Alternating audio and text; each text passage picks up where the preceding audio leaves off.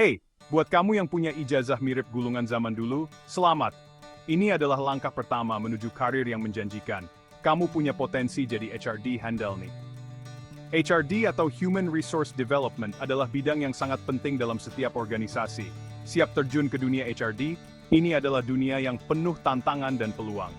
Oke, pertama-tama, kenali dulu dasar-dasar HRD. Ini adalah fondasi yang akan membantumu memahami peran dan tanggung jawab di bidang ini. Pelajari semua tentang rekrutmen, pelatihan, dan hubungan karyawan.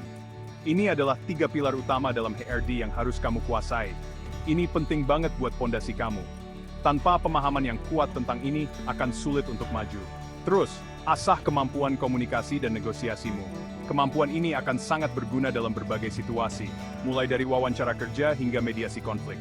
Soalnya, HRD itu ibarat jembatan antara karyawan dan manajemen.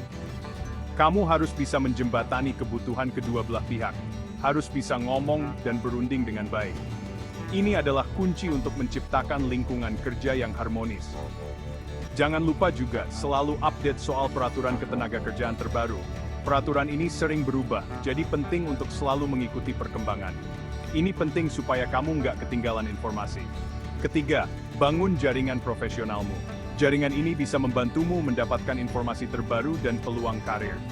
Ikut seminar, workshop, atau gabung komunitas HR. Ini adalah cara yang bagus untuk belajar dari para ahli dan memperluas wawasanmu. Dari sini, kamu bisa memperluas wawasan dan membuka peluang baru. Jaringan yang kuat bisa menjadi aset berharga dalam karirmu. Selain itu, kembangkan juga soft skill kamu, seperti kepemimpinan dan kemampuan memecahkan masalah. Soft skill ini akan membantumu menjadi pemimpin yang efektif. Di dunia HR, kita harus jadi problem solver yang jago. Kemampuan ini akan sangat berguna dalam menyelesaikan berbagai masalah di tempat kerja. Terakhir, jangan pernah berhenti belajar dan beradaptasi. Dunia kerja terus berkembang, dan kita harus terus mengupgrade diri untuk tetap relevan. Dunia kerja terus berkembang, jadi kita juga harus terus mengupgrade diri. Mengikuti kursus online atau membaca buku terbaru bisa membantumu tetap up to date. Dengan langkah-langkah ini, kamu bisa jadi profesional HR yang sukses, yang dihormati oleh rekan kerja dan manajemen. Bahkan bisa naik sampai posisi manajer. Ini adalah bukti bahwa kerja keras dan dedikasi selalu membuahkan hasil. Selamat berkarir dan semoga sukses selalu. Ingat, perjalanan ini adalah maraton, bukan sprint. Tetap semangat dan terus belajar. Halo, dan selamat datang di bab 2, tips dan trik untuk profesional HR. Di bab ini, kita akan membahas berbagai tips dan trik yang dapat membantu para profesional HR untuk sukses dalam karir mereka. Dari kemampuan komunikasi yang efektif, hingga memahami hukum ketenagakerjaan, kita akan membahas semuanya. Pertama, mari kita bahas tentang kemampuan komunikasi yang efektif. Sebagai seorang profesional HR, kamu harus menjadi pendengar yang baik dan komunikator yang lebih baik lagi. Baik saat melakukan wawancara atau menyelesaikan konflik, komunikasi yang jelas dan penuh empati adalah kuncinya. Berlatihlah mendengarkan secara aktif dan selalu terbuka terhadap masukan. Selanjutnya, memahami hukum ketenagakerjaan sangatlah penting. Selalu mengikuti peraturan terbaru tidak hanya akan membuat perusahaan kamu patuh, tetapi juga melindungi hak-hak karyawan. Biasakan untuk meninjau pembaruan hukum secara berkala dan menghadiri lokakarya atau webinar yang relevan. Tips penting lainnya adalah memanfaatkan teknologi. Ada banyak perangkat lunak HR yang tersedia yang dapat menyederhanakan tugas kamu, mulai dari rekrutmen hingga manajemen kinerja. Biasakan diri kamu dengan alat-alat ini untuk meningkatkan efisiensi dan produktivitas. Membangun hubungan yang kuat dengan karyawan juga penting. Luangkan waktu untuk memahami kebutuhan dan kekhawatiran mereka. Pemeriksaan rutin dan survei dapat memberikan wawasan berharga tentang kepuasan karyawan dan area yang perlu ditingkatkan. Jangan lupakan kekuatan jaringan. Bergabunglah dengan komunitas HR, hadiri konferensi industri, dan terhubung dengan profesional lain di LinkedIn. Jaringan dapat membuka pintu ke peluang baru dan memberi kamu dukungan dan sumber daya. Terakhir, selalu terbuka untuk belajar. Lanskap HR terus berkembang, dan mengikuti tren dan praktik terbaik terbaru sangatlah penting. Pertimbangkan untuk mendaftar di kursus online, membaca blog industri, dan berpartisipasi dalam program pengembangan profesional. Dengan menerapkan tips dan trik ini, kamu akan diperlengkapi dengan baik untuk menangani tantangan dan peluang di bidang HR. Ingat, Peran kamu sebagai profesional HR bukan hanya tentang mengelola orang. Ini tentang membina lingkungan kerja yang positif dan produktif. Nantikan wawasan dan saran lebih lanjut di bab berikutnya. Sampai saat itu, teruslah berjuang untuk menjadi yang terbaik dan membuat perbedaan dalam organisasi kamu. Halo, dan selamat datang di bab 3, tantangan umum di HR dan cara mengatasinya.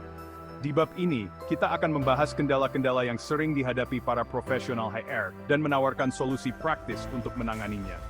Pertama, mari kita bahas resolusi konflik. Konflik di tempat kerja memang tak terhindarkan. Namun, sebagai profesional HR, penting untuk menanganinya dengan cepat dan adil.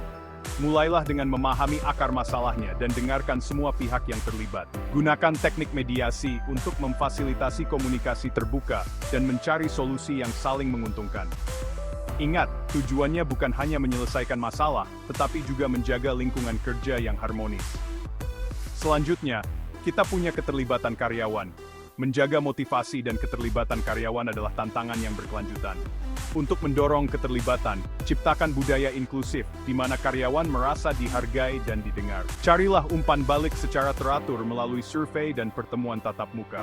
Akui dan beri penghargaan atas pencapaian, baik besar maupun kecil. Mendorong pengembangan profesional dan memberikan peluang untuk bertumbuh, juga dapat meningkatkan keterlibatan secara signifikan. Manajemen kinerja adalah area penting lainnya. Menetapkan ekspektasi yang jelas dan memberikan umpan balik secara teratur adalah kunci untuk manajemen kinerja yang efektif. Gunakan metrik objektif untuk mengevaluasi kinerja dan berikan kritik yang membangun. Buat rencana pengembangan yang dipersonalisasi untuk membantu karyawan mencapai potensi penuh mereka. Ingat, manajemen kinerja bukan hanya tentang menangani kinerja yang buruk, tetapi juga tentang mengenali dan mengembangkan bakat. Dengan memahami dan mengatasi tantangan umum ini, kalian dapat menciptakan tempat kerja yang lebih produktif dan positif. Nantikan wawasan dan tips lainnya di bab berikutnya. Sampai saat itu, teruslah berusaha untuk membuat perbedaan di organisasi kalian dan lanjutkan perjalanan menuju keunggulan HR. Halo, dan selamat datang di bab 4, masa depan SDM. Di bab ini, kita akan menjelajahi tren masa depan dalam SDM dan bagaimana teknologi membentuk industri ini. Dunia sumber daya manusia berkembang pesat dan mengikuti perubahan ini sangat penting bagi setiap profesional SDM. Pertama, mari kita bahas tentang kecerdasan buatan. AI merevolusi SDM dalam banyak hal, dari mengotomatiskan tugas berulang seperti penyaringan resume hingga memberikan data untuk pengambilan keputusan. AI meningkatkan efisiensi dan akurasi. Bayangkan sebuah dunia di mana AI dapat memprediksi pergantian karyawan, merekomendasikan rencana pengembangan yang dipersonalisasi, dan bahkan membantu dalam penyelesaian konflik. Kemungkinannya tidak terbatas, dan merangkul AI dapat meningkatkan praktik SDM secara signifikan. Selanjutnya, kita memiliki analitik data. Dengan banyaknya data yang tersedia saat ini, profesional SDM dapat memperoleh wawasan yang lebih dalam tentang perilaku, kinerja, dan keterlibatan karyawan. Analitik data membantu dalam mengidentifikasi tren, membuat keputusan yang tepat, dan mengukur efektivitas inisiatif SDM. Dengan memanfaatkan data, SDM dapat beralih dari pendekatan reaktif ke proaktif, mengantisipasi masalah sebelum muncul, dan menciptakan strategi yang selaras dengan tujuan organisasi. Terakhir, mari kita bahas pekerjaan jarak jauh. Pandemi global telah mempercepat pergeseran menuju pekerjaan jarak jauh, dan tren ini akan terus berlanjut. Cara kerja baru ini menghadirkan peluang dan tantangan bagi SDM. Di satu sisi, pekerjaan jarak jauh dapat meningkatkan produktivitas, fleksibilitas, dan akses ke kumpulan talenta yang lebih luas. Di sisi lain, ini membutuhkan strategi baru untuk memelihara budaya perusahaan, mengelola tim jarak jauh, dan memastikan kesejahteraan karyawan.